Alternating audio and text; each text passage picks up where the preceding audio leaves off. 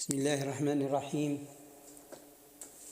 والصلاة والسلام على رسولنا الكريم وعلى آله وصحبه وسلم تسليما كثيرا.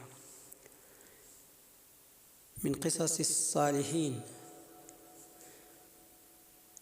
قصتنا لهذا اليوم بعنوان جئت لأسرقه فسرقني. ذكر أن لصا تصور دار مالك بن دينار فلم يجد في الدار شيئا يسرقه،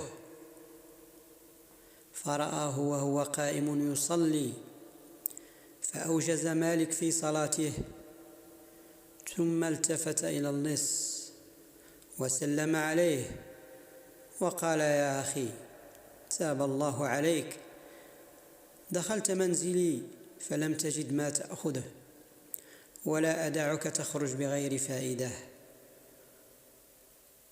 وقام وأتاه بإناء فيه ماء وقال له: توضأ وصل ركعتين، فإنك تخرج بخير مما جئت في طلبه. فقال اللص: نعم وكرامة. وقام وتوضأ وصلى ركعتين، وقال: يا مالك، أيخف عليك أن أزيد ركعتين أخرتين؟ قال: زد ما قدر الله لك. فلم يزل اللص يصلي إلى الصبح، فقال له مالك: انصرف راشدا. فقال: يا سيدي،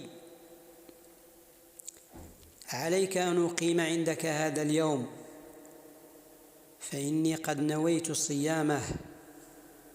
فقال له مالك: أقم ما شئت. فأقام عنده أياما صائما قائما. فلما أراد الانصراف قال اللص: يا مالك، قد نويت التوبة. فقال مالك: ذلك بيد الله عز وجل. فتاب اللص وحسنت توبته، وخرج من عنده فلقيه أحد اللصوص فقال له: أظنك وقعت بكنز.